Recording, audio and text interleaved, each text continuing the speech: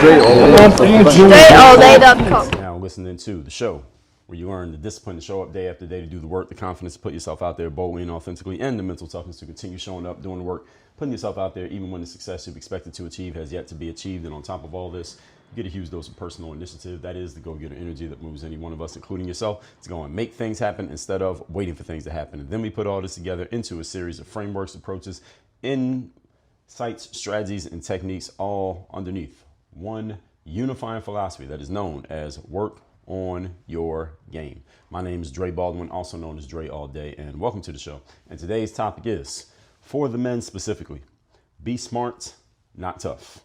And this topic actually is timely for a couple reasons. One, first of all, what I just talked about in yesterday's episode in being smart enough to know when to take no for an answer. And I told you a situation where a overzealous business solicitor didn't know when to walk away from me when I told him to walk away from me, and I confronted him in a way that could have led to a physical altercation, which I was prepared for, but didn't have to go that way. I mean, I could have not responded the way that I did, but I did it as a conscious decision. And at the same time, on top of that point, I was just watching today on social media. There's a basketball player by the name of LeBron James. Most of you know who he is, even if you don't follow basketball. And there's a sports, I guess we'll call this guy talking head / analyst / influencer, reporter. I don't know what title he gets. His name is Stephen A. Smith.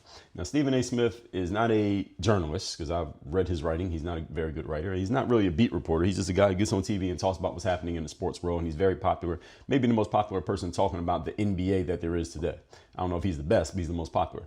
Now, Stephen A. was at a basketball game, but the LA Lakers were playing a home game. So Stephen A. was or is in LA, at least as of this recording. He was in LA at the game, sitting in the front row. When the game ended, LeBron James, this clip went viral on social media. LeBron walked up to Stephen A. and it appears, again, I didn't hear LeBron say anything yet, at least as far as I've seen.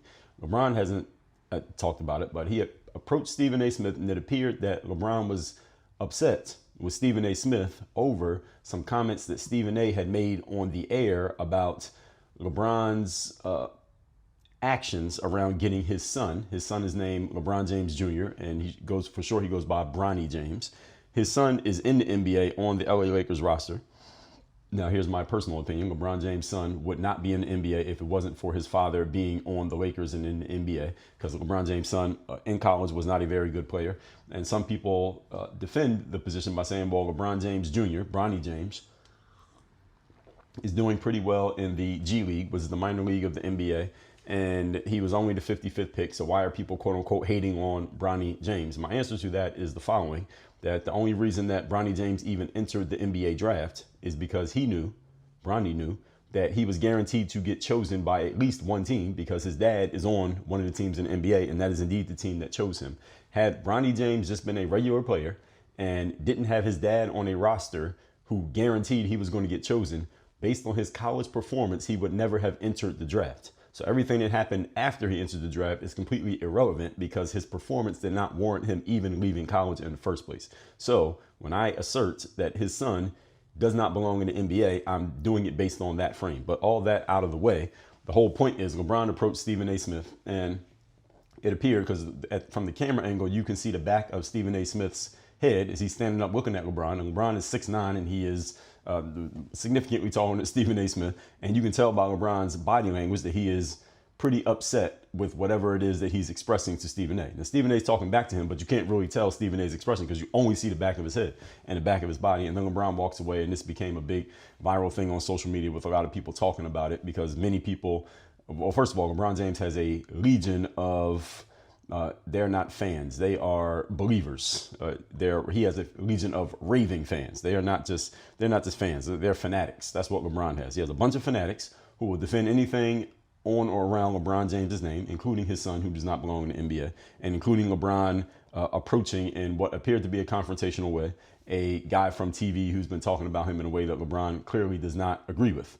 And even Stephen A. Smith went on ESPN today, the day I'm recording this, and said, I can't tell you what LeBron said to me because it would be a violation of FCC regulations. That's the Federal Communications Commission, the company that basically regulates what you can and can't say on TV. So clearly LeBron has some choice words for Stephen A. Smith. And we don't know what Stephen A. said back because Stephen A. did not tell us.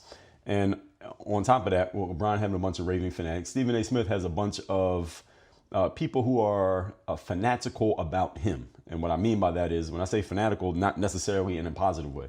Stephen A. Smith has positioned himself expertly, I think he did this on purpose, as a lightning rod for conversation around the NBA.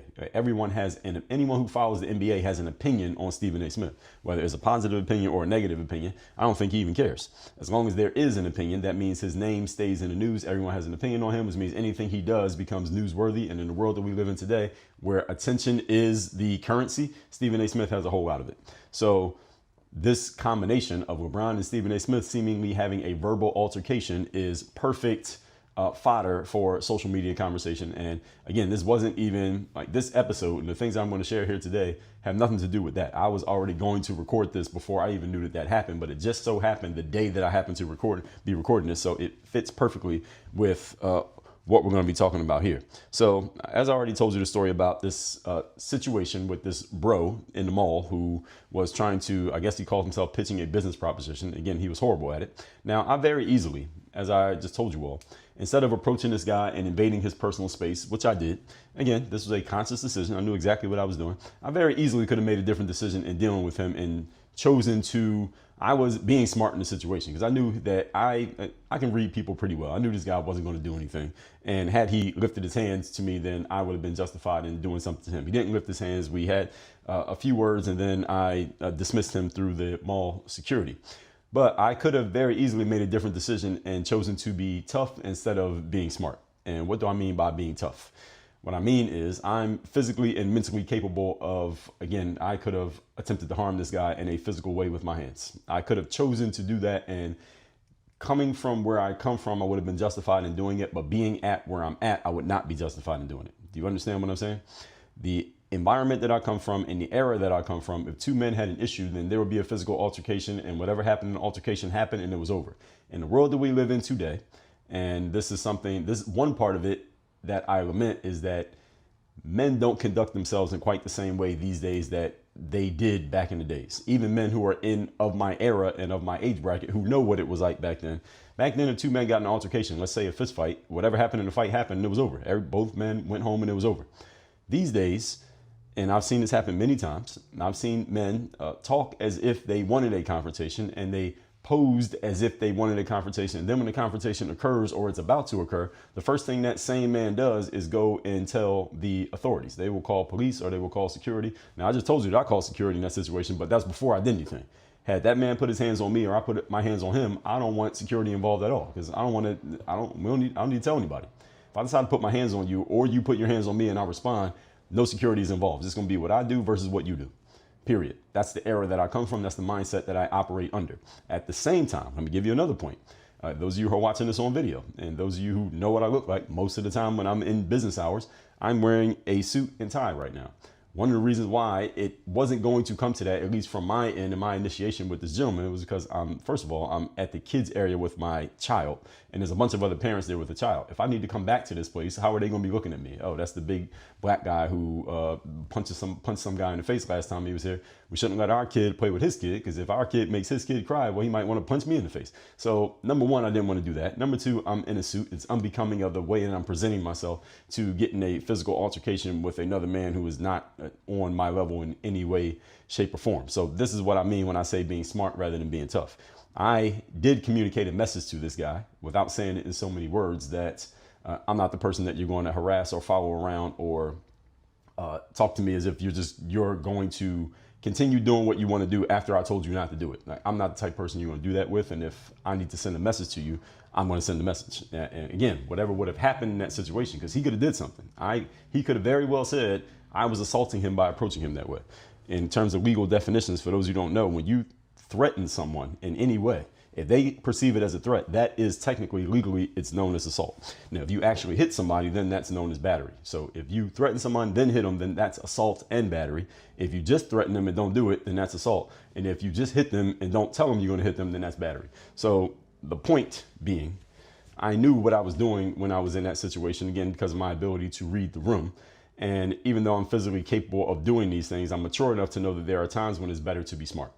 And that's what I want to talk about here today. I want to explain what that means, especially for the men out there, because men, we have testicles, which means we have testosterone, and we are more prone to physical expressions of aggression when we either consciously decide or even unconsciously have decided that there's no better option. And some of these situations are disguised as opportunities. And because of the world that we live in today, specifically because of the world that we live in today, where everything is under surveillance, it's very easy. If you're in an indoor space, you're probably being watched by somebody in some way. And that means, and also a third thing is that I just did a series. Let me find out when that episode was. I just did a series in episodes number 3224 through 3228, a 5-part series where I said, men, stop being pussies. The fact of the matter is, gentlemen and ladies, you need to understand this too. There are more pussy men these days than there have ever been.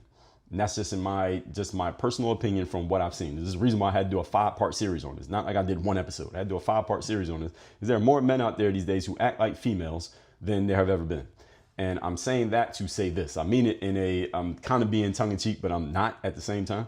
Because there are a lot of men out here these days that, again, will pose as if they want a confrontation. As soon as they get one, the first thing they do is go and get some help in the form of a security guard or a police officer, because they never really wanted to get in a confrontation with you in the first place. They just wanted to pretend as if they did. And many men operate as if they think other people operate by the same code that they do. And then when they find out they're dealing with someone who's operating by an old school code, then all of a sudden it's a whole different situation. I've had many other circumstances where this has occurred that I'm not going to share here today. So I know what I'm talking about. But let's get into the points here so that you all understand how to best conduct yourself moving forward and why. Point number 1, topic here again today is men, be smart, not tough. Number 1, ego is expensive. Ego is an expensive thing. I'm not telling you not to have ego. Everyone has an ego by definition. This is a human, but I'm talking about the ego that sometimes can put you in the wrong position. I told you back in episode number 3013, that ego and emotions are the enemies of success and progress when they are used improperly.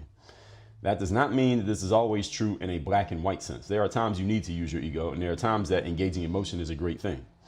But when your ego and your emotions are not under control, you are not consciously directing them, especially you men out there, this episode is directed towards the men, this can become a really problematic thing.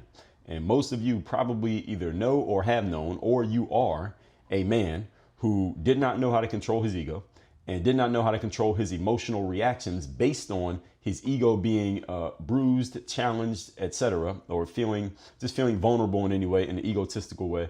And that man, or the men you knew, or the person in the mirror, if I'm talking about you, ended up doing things that ended up costing you in the long run more than they gained you in the short term. Every man listening to this knows what I'm talking about. And some of you women listening to this have known men who fit this description. Some of you, I know I have people in my audience who are in the legal profession. Some of you have made a significant amount of money representing in court men who have this affliction, and you actually like it because they keep your accounts full, and they keep you having a caseload because they end up in the criminal justice system because they don't know how to control themselves. And I'll get to that point later on in this episode. We're going to talk about that too. So I had many episodes on this show where I promoted the very concept of ego and told you that you need to use it more and use it stronger than you may be using up to this point. There are times when that is still 100% true. And of course, all human beings have emotions. We cannot turn them on and off like a light switch. All of you understand this. You should learn to direct your emotions and control them, but you can't always turn them on and off.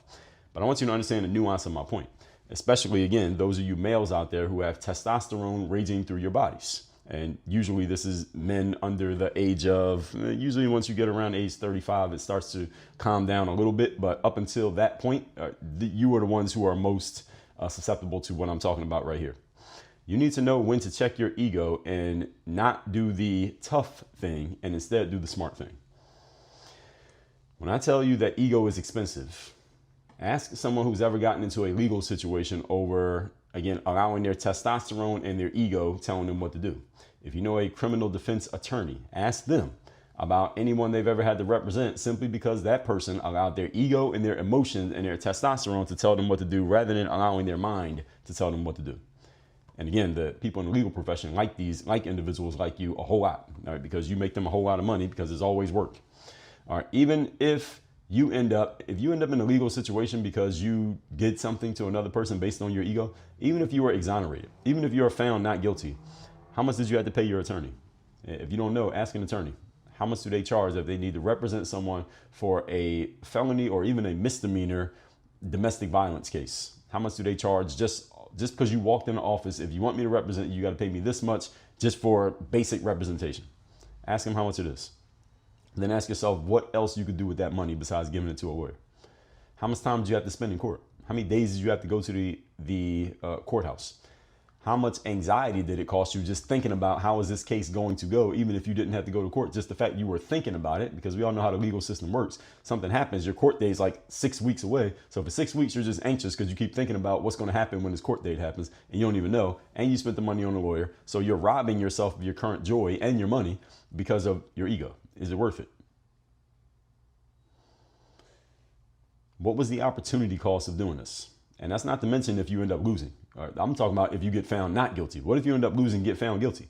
And now you have probation on your record. Now you have a felony on your record. Now you have to do time in jail. Now you have a restraining order against a person. Now you get kicked out of your job, or you get kicked out of the place that you're living. Now you have this thing on your record that every time you apply for a job or you apply for an apartment, you have to explain it, and you're getting turned away by a lot of people simply because of that thing on your record, all because of the 5 minutes or 10 minutes or 30 seconds that you wanted to appease your ego. This is what I mean when I say ego is expensive. Now, some of you may be wondering, well, Dre, what about the Second Amendment, the right to bear arms, the right to defend yourself? Well, there's a key term here. That's defend yourself. You can only defend yourself if someone is being offensive. And offensive means they have to physically be doing something to which you feel threatened, and you could legally establish that you felt threatened before you did something. Someone saying something to you is not offensive. You may be emotionally and ego-wise offended by what they said. Like, I don't like that you said that to me, but that does not justify you, let's say, punching somebody in the face. You be the one wrong, and you be the one having to go to court for doing that. Just in case any of you didn't know. I think most of you understand it. But there's nothing anybody could verbally say to you that in terms of an insult that you could take as an excuse or a justification for physically responding. You can't do that. And again, most of you, I think, understand that. But if you didn't, let's just make sure that that's on the record. Now, if someone verbally says something to you that they are threatening to do something to you, now that's a different story. If someone's threatening to do something to you, if you truly believe they're going to do it, then you have a right to respond. But if they just said something that you didn't like, that's not justifiable. And again, it depends on who you're dealing with as well. Let's be clear. Depends on who you're dealing with, and also depends on where you're at. There are certain places where you could respond to someone saying the wrong thing to you. For example, when I was in college, we're in a locker room and somebody says the wrong thing to somebody else, they might get punched in their face, but nobody's calling the cops. So you have to understand your environment. Again, you have to read the room. Who are you around, and what type of people are you around, and how are they going to respond if something like that happens? If you're not sure, I would suggest you do nothing. Now, if you're sure, then you can respond as you choose. But you got to know who you're dealing with. And as I just told you, there are more feminine energy men out here these days than there have ever been. In other words, men who respond as if a woman would respond when they're actually men. And what would a woman do? They see people fighting, they may run and call the cops simply because they don't know what to do, and they can't jump in it. And there's a lot of men doing that these days. It didn't used to be that way. That's my point when I say this. Again, I did a whole 5-part series on why men need to stop being pussies. So whatever situation you end up in because of your ego, it may lead to it will extract a cost from you in some way, shape, or form that is bigger than what you gained in what you did in the situation, usually. All of these things have to be considered before you make a bad decision. Actually, they need to be considered before you even get in a position to make a bad decision. Point number 2. Today's topic, once again, is for men: be smart, not tough. Number 2, time cannot be recovered. And as I already told you, neither can lawyer fees. Ain't no refunds on lawyer fees. Get with a lawyer, that money's gone. Again, I just touched on this in the first point. And there's a reason why so many people get law degrees and they go into the legal field. And the biggest reason is that America is the most litigious society ever created by mankind. In other words, you can sue anyone for damn near anything in the United States and damn near everything. It's very easy to file a lawsuit against anybody for any reason in the United States. And the next biggest reason why there are so many people who go into the legal profession is because the United States legislative body is continually creating new rules and new laws. And you notice that they very rarely do they take away a rule or a law, but they are always adding new ones. So why does this matter? Because they're adding new rules and new laws, then you need to know what the rules and laws are, and you probably need an expert whose whole full-time job is knowing what the rules and the laws are and how you can operate within them. If you are doing this as a part-time thing, you're probably not going to succeed. You probably need some people around you who know how to do it. And because there are always new laws coming into place, there's always going to be space for more lawyers who understand the law and can argue the law and defend you against the law and use the law maybe as an offensive weapon for you in any other situation that you may need to deal with, let's say a company, an offending person, a noisy neighbor, or whatever the situation may be. Third reason many people get into the legal field is because there are always people who need lawyers. And this is why lawyers can charge high fees. Supply and demand. First law of economics is supply and demand. There are always people who need lawyers for some reason or another. Therefore, lawyers can charge pretty substantial prices compared to, let's just say, normal everyday costs of things, simply because you need them and you don't really have a plan B. You don't have anywhere else to go. And you probably don't want a public defender if you have a serious legal charge against you. It's just my opinion. If there are any lawyers listening to this, and I know there are, all right, they are not all, these points are not against, how do I want to say this? I don't know, something in my notes here just isn't sounding right. I think I mistyped here. So if there are any lawyers listening to this, and I know that there are, these are not against you. These points are not being made against you. These points are not being made against the legal profession, because everything I'm saying here is very true. On top of having to pay lawyers and go to court, you're using up your time. You can never get that time back. And even though the time you must spend to remedy a situation is, again, exponentially larger than the amount of time you spent doing the thing that led to the situation in the first place. That's why you need to be smart. Again, this must be considered before you make a bad decision, or before you make any decision. What is the cost of this decision? What's going to happen in the long term? I talked about time perspective. I did a whole episode on time perspective. Let me tell you which one that was. That was episode number 777, how your time perspective determines your success. The general concept of time perspective is that the more successful the person, the further into the future they consider the ramifications of their actions. The less successful the person, the shorter and the less time into the future they consider the ramifications of their actions. They basically think about, what do I get for doing this right now? And they don't think about what it's going to do for them tomorrow, next week, and 5 years from now.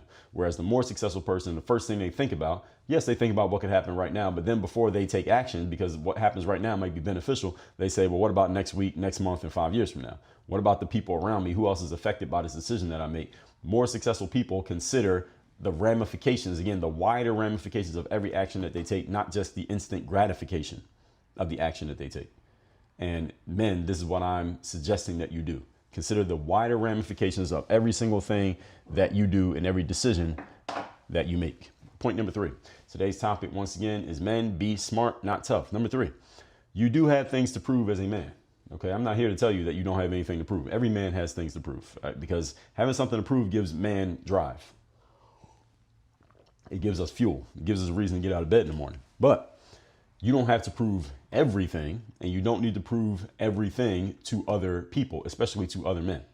Usually when men get in, and of course there are many exceptions to this, but most of the time, in my experience, when men get into doing stupid things based on their ego, is usually because of another man. It's not because of a woman. Now, yes, men can get into domestic violence situations with women, of course, and we know about them, and we know that that's a thing. But in my experience, most of the time when men do stupid things, it's because of a clash of testosterone between men, not a man and a woman. And again, see what I said in point number 1. This is the biggest issue that most males have. And again, it's not limited to any specific demographic of male, but generally this is males in the 15 to 35 range. The range in which most men have their testosterone raging, and thus your ego can get as out of control as it will ever be. Usually before that, you haven't developed yet, so you don't have that much testosterone yet. My son is 2 years old. He doesn't have that much testosterone yet. And once you get over the age of 35, you start to calm down a little bit, and you're a lot more mature and a lot more relaxed. Again, the same situation I explained to you happened in the mall. Had that happened 10 years ago, I probably would have made a different decision. And yeah, so let's move on. This is also the range in which most men, statistically, most men get murdered in this range between ages 15 and 35. And who they get murdered by? Not the cops. Not someone who hates them because of their race or gender, by other men of the same age range. Most men get murdered by other men in the same age range between 15 and 35. This is the one area where, if you want to talk about toxic masculinity, I agree that it does exist. When men do not learn how to control their egos, then it does become toxic masculinity. Most men dip into this masculine toxicity when they find themselves challenged, rejected, or otherwise have their pride and ego poked at and do not have the intellectual or emotional tools with which to handle that situation. Therefore, they respond the only way that they know how. And usually a man who does not have control of his emotions and his ego, the only way he knows how to respond to anything that offends in some way or pokes at him in some way is to push back against it, is to just try to fight back. And again, this becomes an issue when the person you're fighting back against, they don't have any other tools but to fight back too. So now you got to fight. And now you have an issue. And this is my whole point. This is two men trying to be tough instead of either one of them. If either one of them decided to be smart, the conflict is over. Because if one man's trying to push against another man, the other man won't push back, the conflict ends. If one man walks away, the other person can't fight. You can't fight somebody who's not fighting back. I mean, technically you could, but it's hard to move yourself to fight somebody who's not returning the energy as a general rule. The state prisons in the United States of America are filled with men who would 100% co-sign what I'm explaining to you here. In jail for violent crime because of a short-term loss of emotional and egotistical control. And now years off their lives in exchange for it. Not to mention the costs that come with it. Not to mention the opportunity costs and things that they won't be able to do when they get out because of the fact that they were in. This is one of the reasons why I emphasize that mindset is the basis of what we do over here at Work on Your Game. When you have the proper mental conditioning and mental training, you learn to respond rather than react to situations, especially when the situation is a fellow man behaving as if he's the one who has no sense. And listen, let me be very clear. I come from the city of Philadelphia, Pennsylvania. I went to public school, K through 12. I played basketball in the streets. I have dealt with many men who did not have any sense. They did not have egotistical control. They did not have emotional control. And I will say this for the men to understand. And I may have touched on this in the series about men stop being pussies, but I'll say it here just to make sure that it's said. As a man, I am a firm believer that you have every right to physically defend yourself if you are ever physically threatened by another man. And to that point, you must be physically capable of defending yourself against a man who decides to physically threaten or attack you in any way, shape, or form. You must be able to do it. It's one thing to be willing, it's another thing to be able. And I am a staunch defender of the Second Amendment. And if that's the way you want to defend yourself, you have every right to do that as well. Just make sure you do it legally and have your proper paperwork. I'm saying all that to say you're going to deal with some knuckleheads in your life. And depending on the life you live, depending on the environment that you come from, depending on the environments that you are in, you may have to deal with more or fewer of them. In the life that I live now, my son is probably going to deal with fewer knucklehead men than I did growing up simply because of the environments he's going to be in. He's going to be in different neighborhoods than the neighborhood that I grew up in. It's not going to be as the potential for recklessness is not going to be nearly as high the way that he's going to grow up compared to the way that I grew up. And many of you grew up. Probably you could say the same thing about your kids. And even though I'm saying all this, again, just because somebody else doesn't have sense doesn't mean that you need to not have sense. If you choose to not have sense when dealing with another man, make sure it's a conscious decision and make sure you are on the right side of the situation in terms of how you engage, especially if it becomes a physical engagement. You must be in defending yourself. You cannot be the aggressor in these situations. Depending on who you're dealing with, you may end up in court. And again, ask your favorite lawyer how much it costs. They'll let you know. They'll tell you. And again, having sense, folks, does not mean being a pushover or allowing anyone to take advantage of you. I just explained that to you. I wouldn't allow that myself. I'm 100% in favor of self-defense, standing your ground. And if somebody gets out of line, putting them back in line. I'm 100% with all of that. So don't misconstrue my point. But you must do it as a conscious decision, understanding where you're at, understanding what your rights are, understanding when you are in violation, understanding when you are the one who be looked at as wrong, regardless of your reasoning. Your reasoning that you would give to your homeboys on the corner is not the same thing that would pass in front of a judge or a jury. Do you understand? And the things you would tell your homeboys on the corner means nothing when that lawyer gives you that bill and says, hey, you got to pay me this to protect you from going to jail. All right, that's a whole different situation. So that's why I'm telling you to be smart. All that said, let's recap today's class, which is men, be smart, don't be tough. Point number 1, ego is expensive. I told you in episode 3013, ego and emotions are the enemy of success and progress when you do not know how to control them. This is generally men who have this problem. Number 2, time cannot be recovered and neither can legal fees. Neither can the money you spend making phone calls back home when you're locked up. All right, all those things cost money, in case you didn't know. So again, you need to consider the opportunity cost of your actions, not just the immediate result, but the long-term results. This is called time perspective. And successful people have longer time perspectives than less successful people. And number 3, You do have things to prove as a man, but you don't need to prove everything. You don't need to prove it usually to other men. You need to prove things to yourself. You need to prove things to your family, your children, and people who are dependent on you, not just to somebody else just because they're around. Again, keep your testosterone in check and understand you don't have to prove things to other men. And when you let your ego control you, again, you end up having to pay a bill that your ego can't cover, but you have to. All that said, folks, workonyourgameuniversity.com. I told you, mindset is the foundation of what we do. Get your mind in the right place, then we can get the right game plan for what to do with it, then the right system to make it consistent and predictable, and that leads to the outcomes that you want. I coach people on these things. Go to workonyourgameuniversity.com. Work on your game. Dre, all